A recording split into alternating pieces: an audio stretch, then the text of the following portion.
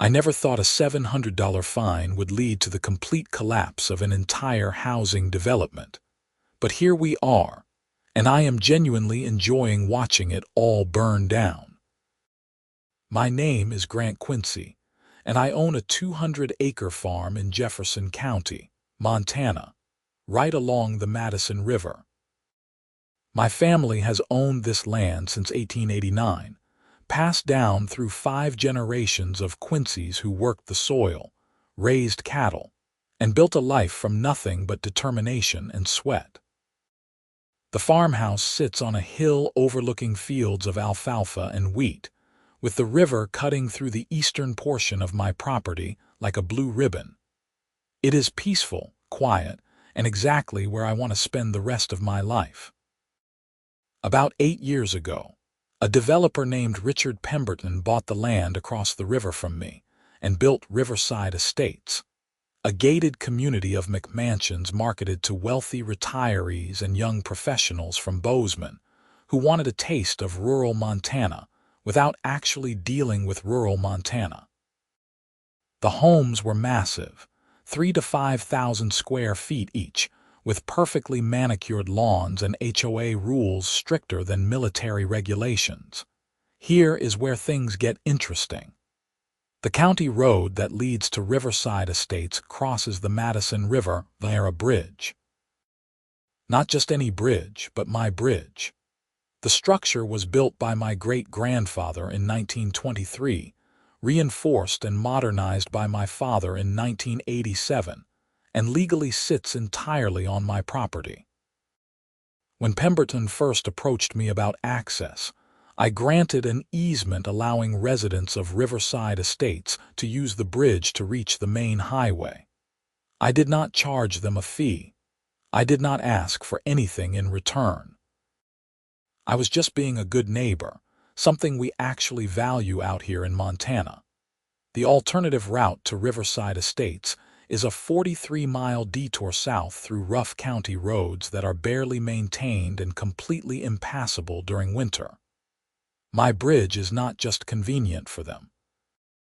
It is essential. For the first 7 years, everything was fine. I waved to the residents as they drove past. Some of them even stopped to chat about the weather or ask questions about farming. Then, 6 months ago, the HOA board changed leadership, and that is when my problems began. Her name was Deborah Mitchell, and she was exactly what you would picture when someone says, HOA president. Mid-50s, blonde hair cut in a severe bob, always wearing pastel-colored blazers with matching slacks, and the kind of person who considers rule enforcement a sacred calling. She moved to Riverside Estates from Seattle with her investment banker husband, and immediately ran for HOA president on a platform of maintaining property values and community standards. I first met Deborah on a Tuesday morning in late March. I was out checking my irrigation system, preparing to start watering my alfalfa fields now that the ground had thawed. Montana farming is not easy. We have a short growing season, limited rainfall, and you need to make every drop of water count. My irrigation system pulls water from the Madison River under a legal water right my family has held since 1902. Everything is permitted, documented, and completely legal. I was inspecting one of the main irrigation lines when I heard a car coming up my driveway. A silver Lexus SUV, completely spotless despite the muddy spring conditions.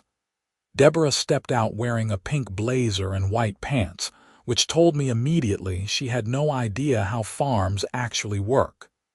"Excuse me," she called out, picking her way across the muddy ground in heels. "Are you Grant Quincy?" "That would be me," I said, standing up and wiping my hands on my jeans. "What can I do for you?" "I am Deborah Mitchell, president of the Riverside Estates Homeowners Association." She extended a hand but pulled it back when she saw the mud on mine. "I need to discuss a serious issue with you." I raised an eyebrow. "What kind of issue?" She pulled out her phone and showed me a photo of my irrigation system running, water spraying across my fields in wide arcs. Your excessive water usage is creating runoff that flows toward our community. Several residents have complained about muddy conditions near the riverbank, and we believe your agricultural activities are negatively impacting our property values. I stared at her for a long moment, trying to process what I was hearing. Madam, this is a farm. I irrigate my fields. I have been doing it for 15 years, and my family has been doing it for over a century. Everything I do is legal and permitted. Legal does not mean considerate, Deborah said sharply. The Riverside Estates bylaws clearly state that all activities within view of our community must maintain certain aesthetic standards. Your industrial farming equipment and excessive water usage are unsightly and disruptive. My property is not part of your HOA, I pointed out, keeping my voice calm. Your bylaws do not apply to me. The easement you granted us creates a reasonable expectation that you will not engage in activities that diminish our quality of life, she countered. I am here to request that you limit your irrigation to overnight hours when our residents are not trying to enjoy their riverfront views. I laughed. I could not help it. You want me to change my entire farming operation because some people do not like seeing a working farm. Do you have any idea how irrigation works? I cannot just run everything at night. The crops need water during specific temperature conditions. The timing matters. Deborah's expression hardened. I am trying to be reasonable, Mr. Quincy. However, if you refuse to cooperate, the HOA board will be forced to take action. What kind of action? I asked, genuinely curious. We will explore every legal option available to us, she said coldly. I suggest you think carefully about your decision. Good neighbors compromise. She turned and walked back to her Lexus, struggling through the mud in her heels. I watched her drive away, shaking my head. I had dealt with difficult people before, but this was a new level of absurdity. I did not think much more about it until 2 weeks later, when I received a certified letter from the Riverside Estates, HOA. Inside was a formal notice of fine charging me $700 for unsightly agricultural practices visible from community common areas and excessive water usage creating environmental nuisance. I read the letter 3 times, each time getting angrier. They were fining me for farming on my own land. I immediately called my attorney, a guy named Paul Richardson who had handled my family's legal affairs for 20 years. I drove into Bozeman that afternoon and sat in his office while he read through the letter and the attached documentation, which consisted of photos of my irrigation system and a printout of HOA bylaws that had absolutely no legal jurisdiction over my property. This is harassment, Paul said flatly. They have zero authority to fine you for anything. You are not part of their HOA. Your property predates their development by over a century. This letter is not worth the paper it is printed on. So I just ignore it, I asked. I will draft a response explaining that their fine is invalid and any further harassment will result in legal action against the HOA, Paul said. That should shut them down. It did not shut them down. Paul sent his letter. Deborah responded with another letter doubling the fine to $1,400 and threatening to pursue all available remedies, including litigation and restriction of easement privileges. That last part caught my attention. Restriction of easement privileges. She was threatening to try to block my access to something, though I could not figure out what since I did not need anything from Riverside Estates. Then I realized what she actually meant, and I started laughing again. She thought the easement worked both ways. She thought she had leverage over me. She had no idea that the bridge situation was completely one-sided. I called Paul again. "Can they restrict my use of the easement?" "What easement?" Paul asked, confused. "You granted them an easement to cross your property. There is no reciprocal easement. You do not need anything from them." "That is what I thought," I said. "Just wanted to confirm." "Grant, what are you thinking?" Paul asked, and I could hear the concern in his voice. "I am thinking about whether I want to continue letting people who are harassing me use my private bridge," I said. There was a long silence. Then Paul said carefully, "You would be within your legal rights to revoke the easement. It was granted as a revocable license, not a permanent easement, but that would cause significant problems for Riverside Estates residents." "That is their problem, not mine," I said. "It could get ugly," Paul warned. "It is already ugly," I countered. "They started this." I spent the next few days thinking about it. I am not a vindictive person by nature. I believe in being a good neighbor, helping people when I can, and not causing unnecessary problems. But I also believe in standing up for myself when someone tries to push me around. Deborah Mitchell had made it clear she viewed me as an obstacle to her vision of a perfect community. She was willing to use official-sounding letters, bogus fines, and legal threats to force me to change how I operated my family farm. She had no respect for my property rights, my livelihood, or the history of my land.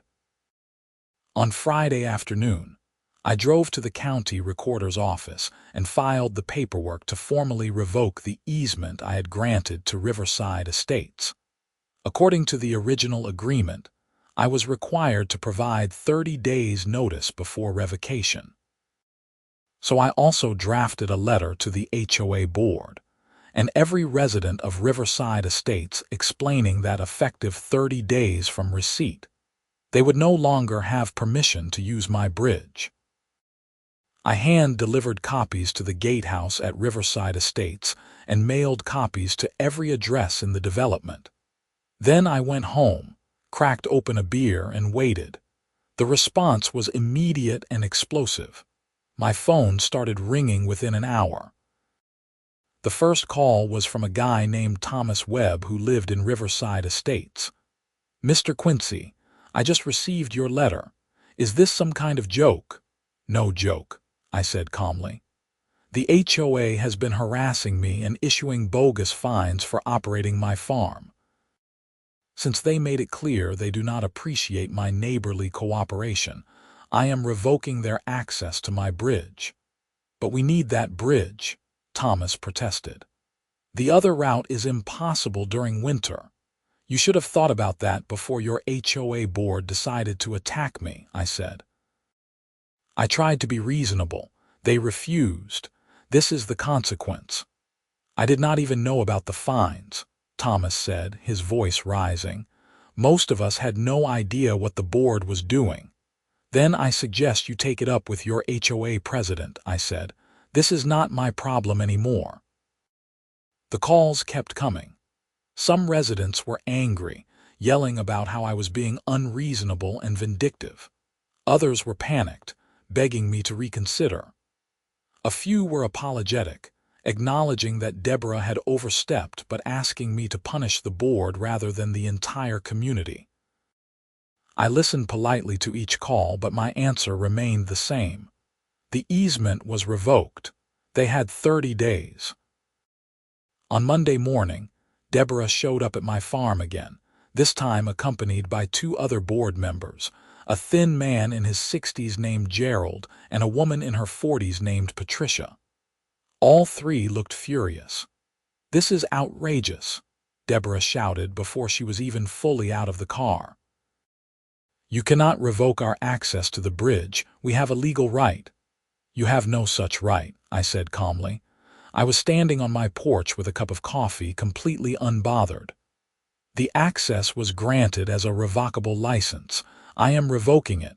Everything is completely legal. We will sue you." Gerald threatened. "This is retaliation. Sue away," I said. But before you do, you might want to consult with your attorney about whether you really want to go to court. Because when we do, I will countersue for harassment, and I will make sure the judge sees every bogus fine and threatening letter you sent me."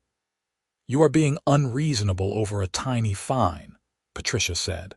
$700 is nothing. "It is not about the money," I said coldly. "It is about respect.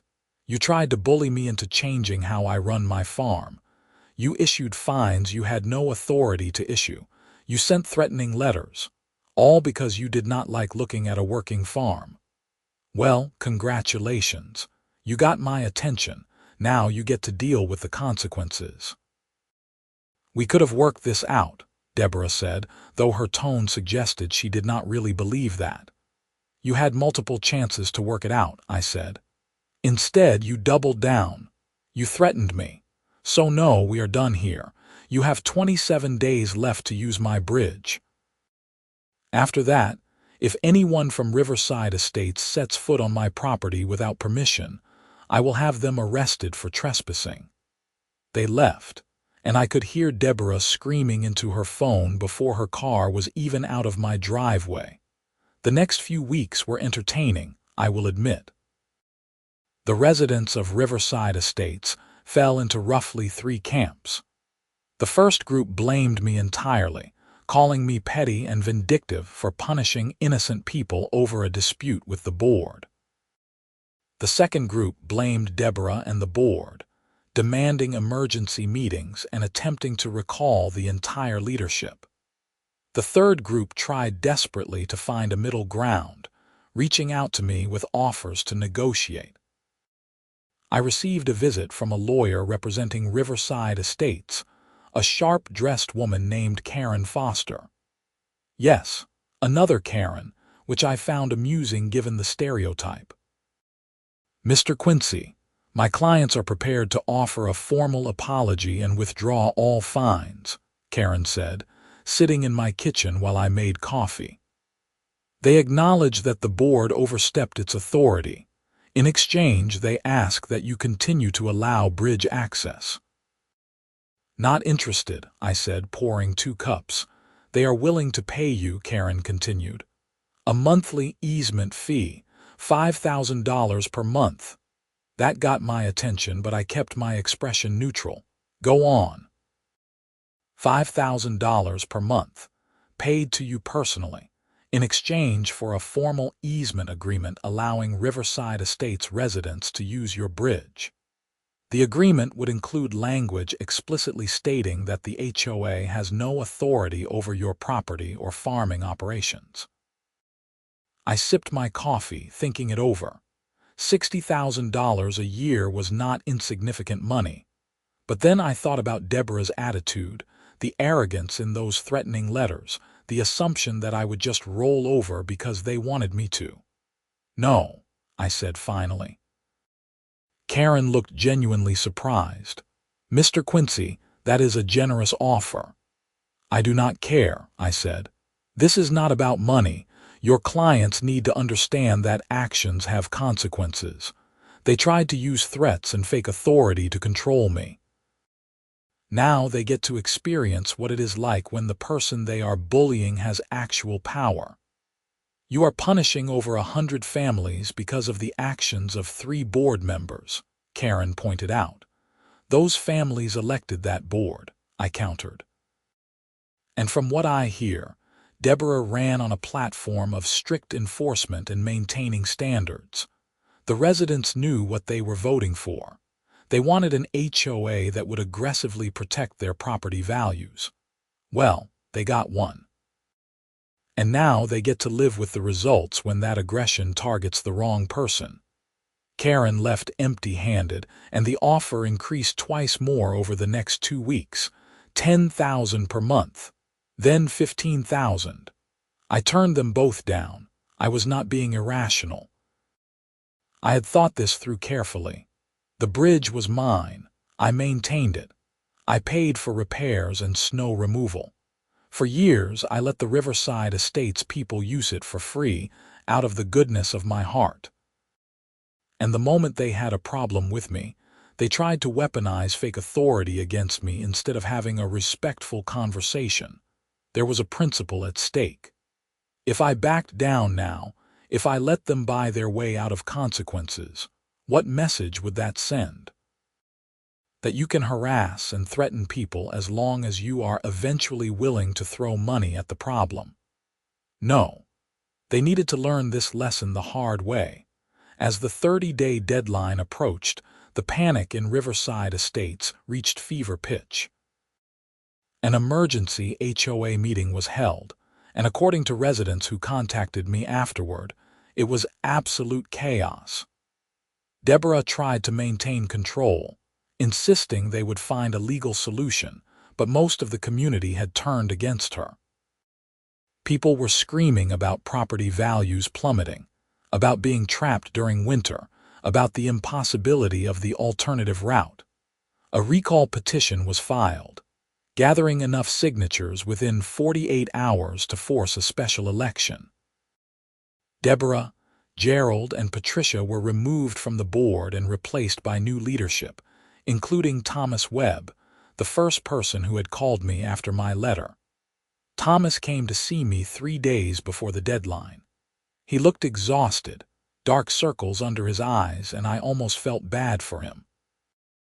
Almost. "Grant, I am begging you," Thomas said, sitting across from me in my living room. "I know Deborah was wrong. The entire community knows it. We fired her. We have withdrawn every fine, every complaint, every letter. Please just give us another chance." "Thomas, I appreciate that you are trying," I said honestly. "But the problem is not just Deborah. The problem is that your community thought it was acceptable to try to control land that is not yours. Deborah did not act alone. She had board support. And she had community support right up until I fought back." "Most people did not know what was happening," Thomas protested. "The board does not have to get approval for fines under $10,000. By the time most residents knew about the situation, you had already revoked the easement." "That is an internal problem with your HOA structure," I said. "Not my problem." "What do you want?" Thomas asked desperately. "Name your price. $20,000 a month, a lump sum payment, a formal apology published in the county newspaper. Just tell me what it will take." I was quiet for a long moment, staring out the window at my fields. The alfalfa was growing beautifully, the irrigation system working perfectly, everything exactly as it should be. "I want you to understand something," I said finally. "This land has been in my family for 5 generations. My great-great-grandfather built a life here from nothing. Every generation since has worked this land, maintained it, improved it. When your developer came along and needed access, my father could have said no. He could have charged fees. He could have demanded all kinds of concessions. Instead, he granted a free easement because that is what neighbors do in Montana." Thomas nodded, listening intently. "Deborah treated me like an obstacle, like my farm was an eyesore that needed to be controlled or eliminated," I continued. "She had no respect for my property, my rights, or my family's history. And here is the thing, Thomas. I do not trust that the next board president will not be exactly like her. Your HOA structure gives too much power to people who care more about property values than human relationships. What happens in 5 years when someone else decides my farm is unsightly? Do we go through this again? We could change the bylaws," Thomas offered. "Add protections specifically acknowledging your property rights and prohibiting any future action against you." "Bylaws can be changed again," I pointed out. "Then what?" Thomas asked, frustrated. "What would actually satisfy you?" I thought about it. Truthfully, I had not planned beyond this point. I had been so focused on making them understand the consequences of their actions that I had not really considered what an acceptable resolution would look like. "I need time to think," I said finally. "The deadline is in 3 days. I will give you my answer in 2." Thomas left, and I spent the next day mulling over my options. Part of me wanted to stand firm, to force Riverside Estates to deal with the 43-mile detour permanently. It would certainly make my point clear. But another part of me, the part raised by Montana farmers who believed in community and cooperation, felt uncomfortable with the idea of punishing over 100 families indefinitely for the actions of a few people. I called Paul and talked through the situation. He listened carefully, asked a few questions, and then offered his perspective. "Here is what I think," Paul said. "You have made your point. Everyone in Jefferson County knows what happened. Deborah and her board got fired. You have proven that you cannot be pushed around. Now the question is whether you want to be known as the guy who stood up for himself, or the guy who destroyed a whole community out of spite." "Those are very different things," I said.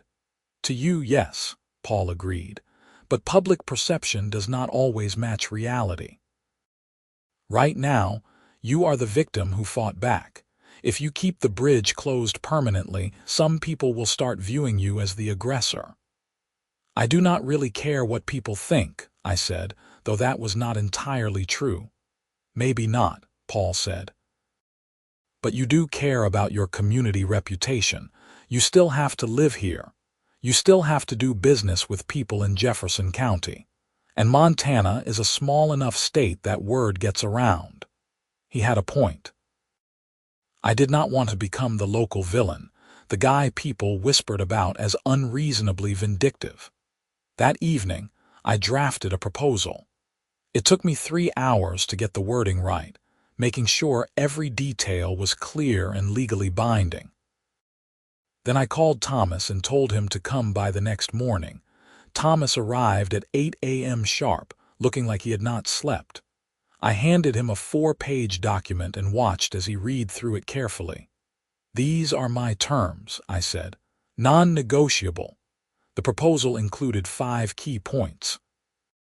First, Riverside Estates would pay me $10,000 per month for a formal easement agreement allowing bridge access. This was not about the money as much as establishing a clear financial relationship that could not be casually dismissed. Second, the easement agreement would include explicit language prohibiting the HOA from taking any action, filing any complaint, or making any demand regarding my property or agricultural operations. Any violation of this clause would result in immediate termination of the easement. Third, Riverside Estates would pay for all future maintenance and repairs to the bridge. I would no longer subsidize their access with my own time and money. Fourth, the HOA would issue a formal public apology acknowledging their overreach and clarifying that they have no authority over properties outside their development.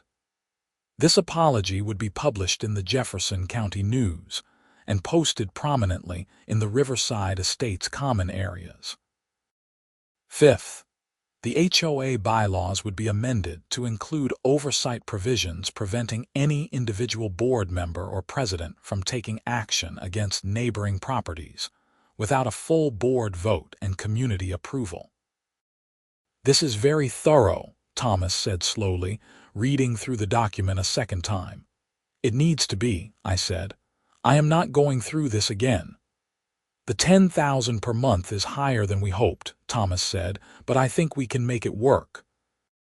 We will have to raise HOA dues, but that is better than the alternative." "What about the rest?" I asked. "The apology will be humiliating for Deborah, but she is already persona non grata in the community, so that is fine," Thomas said. "The maintenance provision makes sense. We should have been contributing all along. The bylaw changes might take time, but I think I can get them passed." He looked up at me, hope visible in his eyes. "If we agree to all of this, you will allow bridge access to continue." "Yes," I said. "But understand this, Thomas. One violation, one complaint, one board member who decides to test these boundaries, and I will shut you down permanently. No second chances." Understood, Thomas said, extending his hand. I shook it and we had a deal. The HOA board called an emergency meeting that evening and voted unanimously to accept my terms. The community response was mixed. Some residents were grateful, relieved to have bridge access secured. Others were angry about the increased HOA dues, blaming me for being greedy. A few suggested that they should fight the agreement in court, arguing that they should not have to pay for access that had been free for years.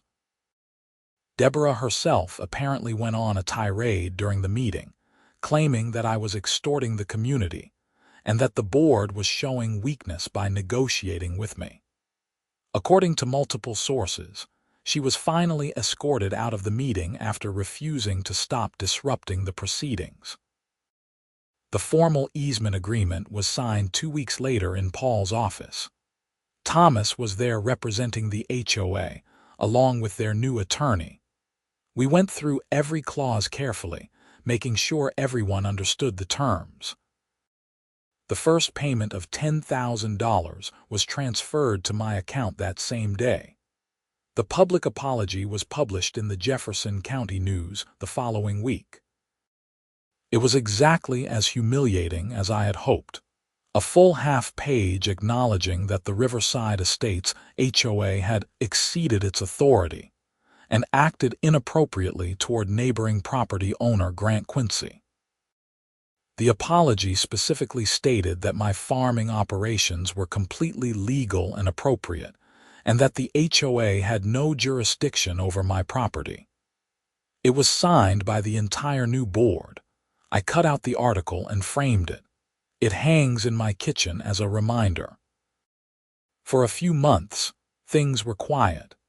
The Riverside Estates residents used my bridge. I ran my farm. The monthly payments came like clockwork. The HOA left me completely alone, clearly terrified of triggering the termination clause. But this being an HOA story, of course it could not stay peaceful forever. The trouble started again in August, 6 months after the new agreement was signed. I was at the county agricultural office filing paperwork when I ran into a guy named Mark Hendricks, who worked for the Montana Department of Natural Resources. We had known each other for years, sometimes grabbing beers at the local bar in town. "Hey, Grant," Mark said, looking uncomfortable. "Can I talk to you about something off the record?" "Sure," I said, immediately suspicious. Off the record usually meant someone was about to tell me something I would not like. We stepped outside and Mark looked around to make sure no one was listening. "I got a call last week from someone claiming to be concerned about potential water rights violations on your property. They were asking about your irrigation system, questioning whether you were pulling more water from the Madison River than your permits allow." My jaw tightened. "Who called?" "She would not give her name," Mark said, "but she was very specific about locations, times, and amounts. It sounded like someone who had been monitoring your water usage closely." "Did you tell her that my permits are all current and legitimate?" I asked. "Of course," Mark said. "I pulled your file and everything is completely in order. You are well within your legal limits. But here is the thing, Grant." She pushed back hard, said she had documentation proving excessive usage. I told her to file a formal complaint if she had evidence, but she backed off at that point. "Deborah," I said flatly. "I did not say that," Mark replied quickly.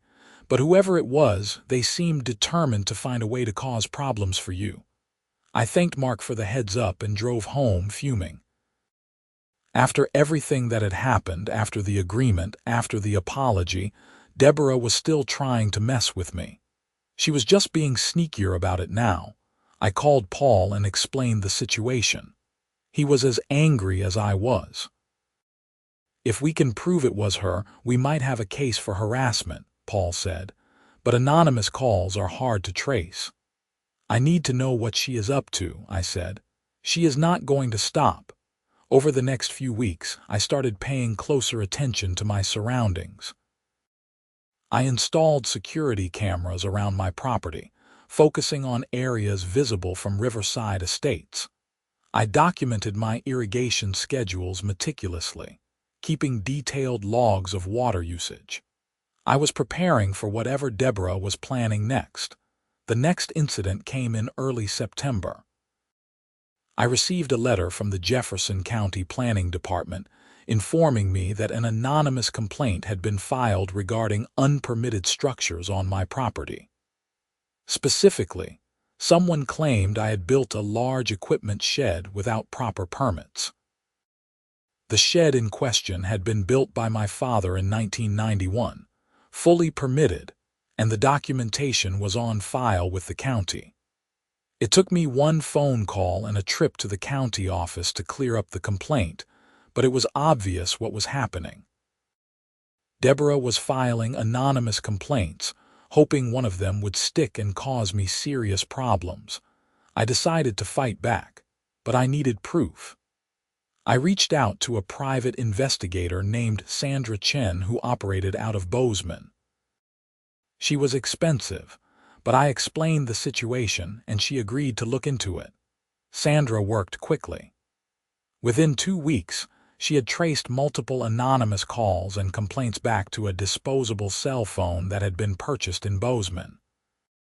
Through some investigative work I probably should not ask too many questions about, she identified Deborah as the purchaser of that phone.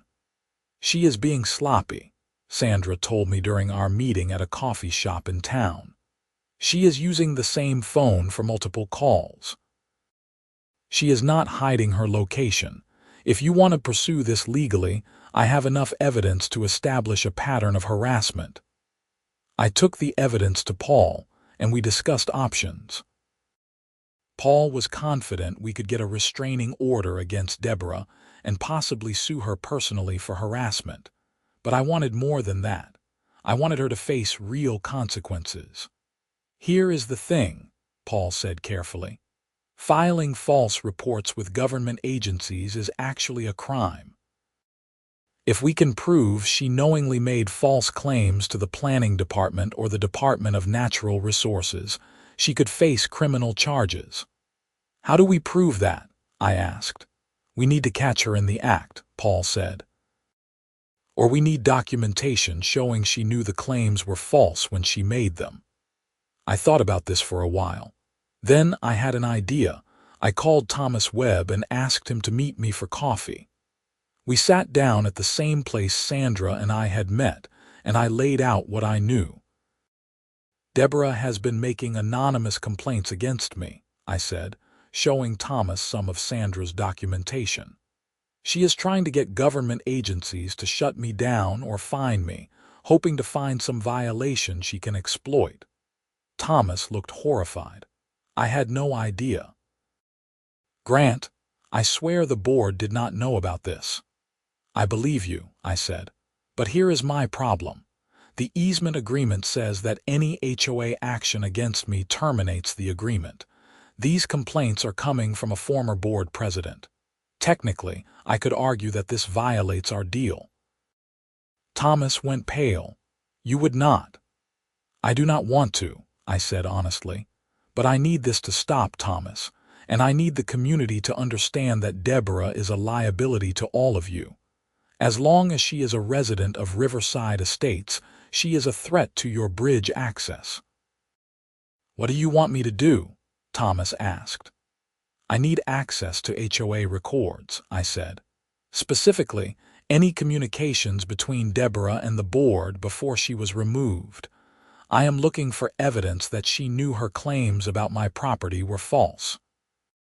Emails, meeting minutes, anything that shows she was making things up." Thomas hesitated. "That could be complicated. HOA records are supposed to be confidential." "Thomas, if I revoke the easement again, your property values will tank," I said bluntly. "Deborah is actively working to make that happen. The board needs to decide whose side they are on." Thomas agreed to talk to the board. 3 days later, I received a flash drive in the mail containing copies of HOA correspondence from Deborah's time as president. I spent an entire evening reading through emails, and what I found was even better than I had hoped. In multiple emails to other board members, Deborah had explicitly acknowledged that my farming operations were legal. She had written things like, "I know he has permits, but we need to find a way to pressure him. And the water usage is technically allowed, but we should explore whether we can challenge it anyway." This was gold. She had documented her own knowledge that her complaints were false. I gave everything to Paul, who reviewed it with barely contained glee. "This is harassment, filing false reports, and possibly abuse of process," he said. "We can definitely pursue criminal charges." "Do it," I said. Paul filed a formal complaint with the Jefferson County Sheriff's Office, including all of Sandra's evidence and the HOA emails.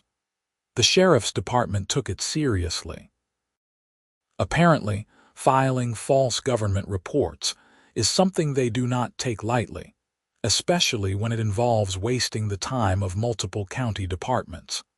A deputy came to interview me, taking a detailed statement about the timeline of events. I provided copies of every complaint, every letter, every fine. The pattern was clear and indisputable. 2 weeks later, Deborah Mitchell was arrested and charged with filing false reports and criminal harassment. The arrest made the local news, and the story spread quickly through Jefferson County. The woman who had been so determined to control everyone around her was now facing criminal charges for her actions. The community reaction was swift and brutal. Multiple Riverside Estates residents called to apologize to me, expressing shock and embarrassment that a former board president had continued to harass me even after being removed from leadership. A few people admitted they had suspected something was going on, but had not wanted to get involved. Deborah's husband Richard called me, his voice shaking, begging me to drop the charges. "She made a mistake," he pleaded. "She just wanted to protect our property values. This is going to ruin her life." "She tried to ruin mine," I said coldly, "multiple times." She had every opportunity to stop, and she chose to keep going. I did not force her to break the law. "We will leave Riverside Estates," Richard offered desperately. "We will sell our house and move. Just please drop the charges." "Talk to the prosecutor," I said. "This is not my decision anymore. She committed crimes. Law enforcement is involved now." Richard hung up, and I never heard from him again. The criminal case moved forward. Deborah hired an expensive attorney from Missoula, who tried to argue that the charges were overblown, that his client had simply been concerned about environmental issues and had the right to file complaints. But Paul provided the prosecutor with the HOA emails showing Deborah knew her claims were false, and that argument collapsed. Faced with overwhelming evidence, Deborah eventually accepted a plea deal. She pled guilty to 2 counts of filing false reports and 1 count of criminal harassment. The sentence included 1 year of probation, 200 hours of community service, a $5,000 fine, and a requirement to write a formal apology to me and to the county agencies. She had wasted time and resources with her false complaints. The Riverside Estates HOA also took action. They voted to ban Deborah from all common areas and HOA meetings for the duration of her probation. It was not quite expulsion from the community, but it was as close as they could legally get. I attended Deborah's sentencing hearing. She looked broken, standing in front of the judge with her shoulders slumped, a far cry from the imperious HOA president who had shown up at my farm in her pink blazer. When the judge asked if she had anything to say, she turned to look at me. "I am sorry," she said quietly. "I was wrong. I let my desire for control override my better judgment, and I hurt someone who never did anything wrong. I am deeply ashamed." I did not respond. I just watched as the judge handed down the sentence and Deborah was led out of the courtroom by her attorney. In the months that followed, life returned to a new kind of normal. The Riverside Estates residents continued to use my bridge, paying their monthly easement fee without complaint. The HOA left me completely alone, and I got the sense that my property had become something of a forbidden topic in their community meetings. Thomas Webb became a permanent fixture on the HOA board, and he took his role seriously.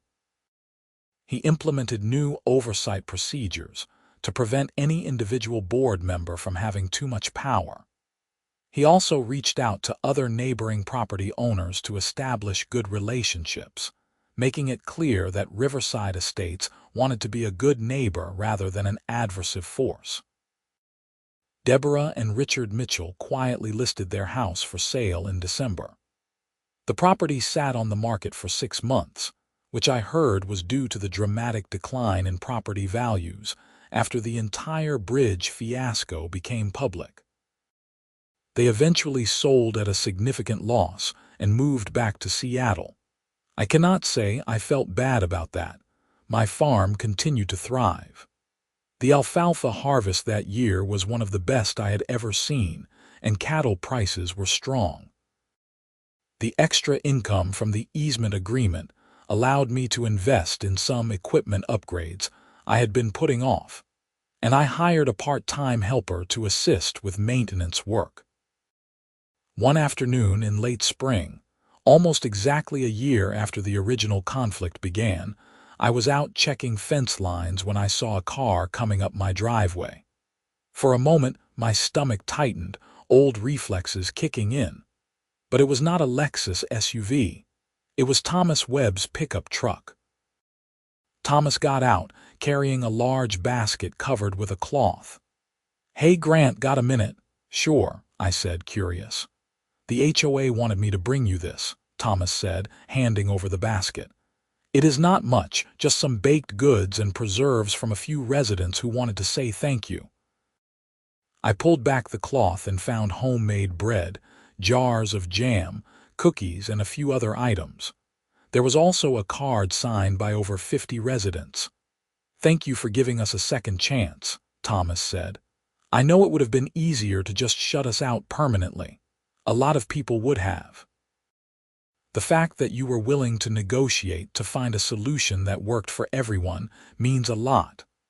I felt oddly touched by the gesture. "You are welcome," I said. "I never wanted to be at war with you all. I just needed to know that my rights would be respected." "They are," Thomas assured me. "And they will continue to be. You have my word on that." We talked for a few more minutes about farming, weather, and local news. It was the kind of easy conversation neighbors should have, without tension or hidden agendas. After Thomas left, I carried the basket inside and set it on my kitchen counter. I looked out the window at my fields, at the irrigation system running smoothly, at the bridge in the distance with cars crossing back and forth. This land had been in my family for 5 generations. We had survived droughts, economic depressions, family tragedies, and the slow march of development encroaching on rural Montana. We had survived because Quincy's are stubborn, because we stand up for ourselves, and because we understand that sometimes you have to fight for what is yours. Deborah Mitchell had learned that lesson the hard way.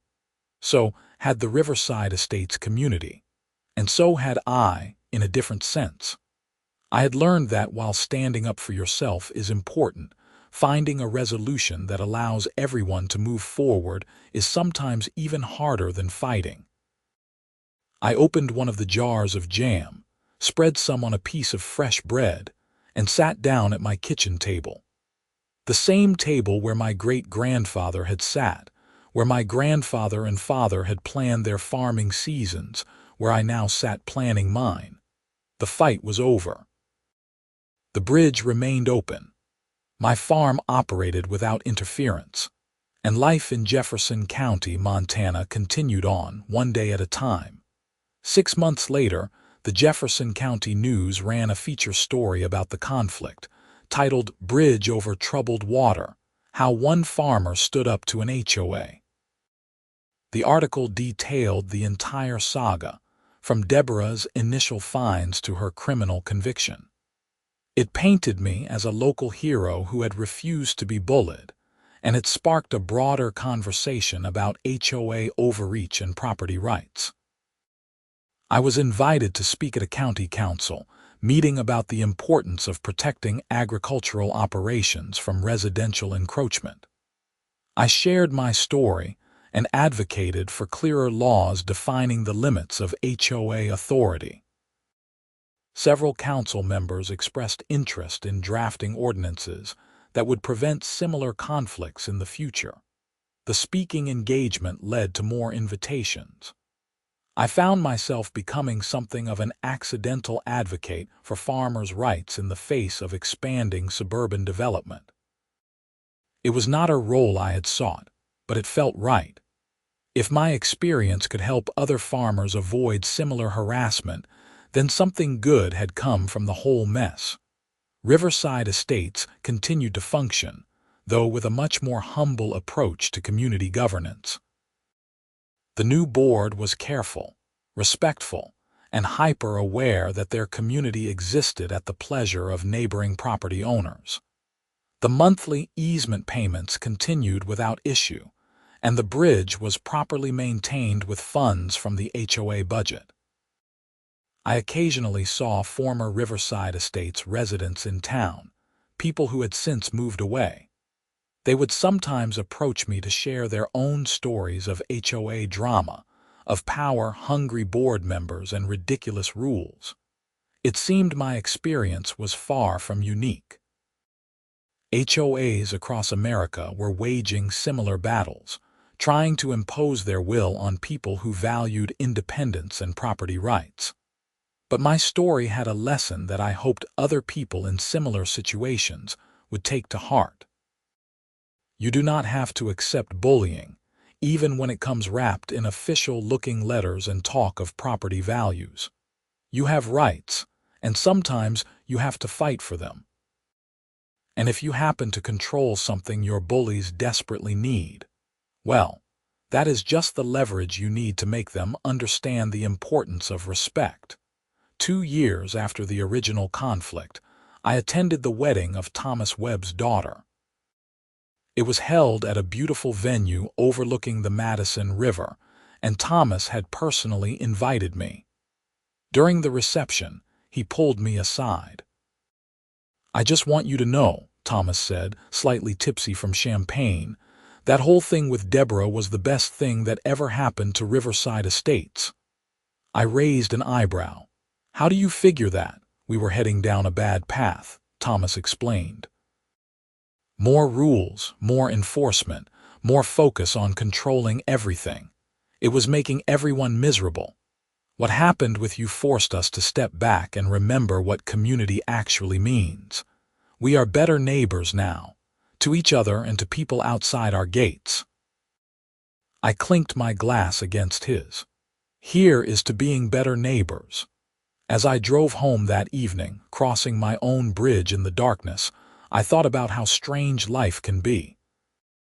A $700 fine had led to criminal charges, community upheaval, and ultimately a kind of peace that had not existed before. It had been messy, stressful, and at times infuriating, but it had also been necessary. The bridge stood strong beneath me, steel and concrete that had been maintained by 5 generations of Quincy's. It would still be there for the next generation, carrying whoever needed to cross, as long as they approached with respect rather than entitlement. That, I decided, was a pretty good legacy to leave behind. The following spring, I got a call from a documentary filmmaker based in Seattle who had read about the case. She wanted to make a short film about HOA overreach, using my story as the centerpiece. I was skeptical at first, but agreed to meet with her. Her name was Victoria Larson, and she was younger than I expected, maybe 30, with an infectious enthusiasm for her work. She drove out to the farm with a small crew and spent 2 days interviewing me, filming the bridge and capturing footage of my daily operations. "What interests me about your story," Victoria said as we sat on my porch watching the sun set over the fields, "is that it is really about power. Not just legal power or financial power, but the power that comes from knowing your own worth and refusing to be diminished." "That is a pretty philosophical take on a property dispute," I said, amused. "Property disputes are always philosophical," Victoria countered. "They are about how we define ownership, community, and the social contract. Your case hit a nerve because people are tired of feeling powerless against institutional authority, even when that authority is just a neighborhood HOA." The documentary was released 6 months later and ended up getting more attention than any of us expected. It screened at several film festivals and was eventually picked up by a streaming service. I started getting emails and calls from people all over the country sharing their own HOA horror stories. One message stuck with me. It was from a woman in Florida who had been fined repeatedly by her HOA for planting native wildflowers instead of traditional grass. She had been fighting them for 3 years, exhausted and close to giving up. After seeing the documentary, she decided to fight back harder. She organized other residents who were fed up with the board's overreach. They recalled the leadership, and they rewrote the HOA bylaws to be less restrictive. She sent me a photo of her yard, now bursting with native plants and full of butterflies. "You inspired me to stand my ground," she wrote. "Thank you for showing that it is possible to win." That message meant more to me than any award the documentary might win. Life on the farm continued its rhythms, seasons turning as they always had. I was not a young man anymore. I was in my 50s now, and I had started thinking about the future of the property. I had no children, no obvious heir. The question of what would happen to the land after I was gone weighed on my mind. I decided to set up a conservation easement, working with the Montana Land Reliance to ensure that the farm would remain agricultural land in perpetuity. No future owner could subdivide it or develop it into housing. The land that had been worked by Quincy's for 5 generations would continue to be farmland forever. As part of that process, I also formalized the bridge easement with Riverside Estates in a way that would survive my death. Future owners of my property would be bound to honor the agreement as long as the HOA honored their end. It was not charity anymore. It was a proper business arrangement with clear terms and clear expectations. Thomas and the HOA board were relieved when I told them about this plan. They had been worried that if something happened to me, a new owner might shut down bridge access entirely. This way, everyone had certainty. "You are a better man than most people would be," Thomas said when we signed the updated agreement. "After everything that happened, you could have made this so much harder." "I was never trying to make it hard," I replied. "I just needed respect. Once I had that, the rest was just logistics. I am now approaching my 60th birthday and the farm is doing well." The bridge stands strong, carrying its daily traffic of Riverside Estates residents who wave as they pass. The monthly payments continue to arrive, funding improvements and equipment that keep the operation running smoothly. Deborah Mitchell is a distant memory now, a cautionary tale told at county council meetings and HOA conferences. Her name has become synonymous with the kind of petty tyranny that gives homeowners associations a bad reputation. I hope she learned something from the experience, though I honestly do not spend much time thinking about it. What I think about instead is the land, the river, the crops growing in cycles as old as farming itself. I think about the bridge my great-grandfather built, still serving its purpose a century later. I think about the importance of standing firm when you are right, but also the importance of finding solutions when fighting serves no purpose. The Montana sky stretches wide and blue above my fields, and the Madison River flows clear and cold through the eastern boundary of my property. This is home. This is legacy. This is what matters. And the bridge, my bridge, continues to span the water, connecting communities while standing as a permanent reminder that respect is not optional. It is earned, maintained, and when violated, fiercely defended. That is the story of how an HOA fined me for irrigating my fields, and how I stopped letting them use my bridge to cross the river.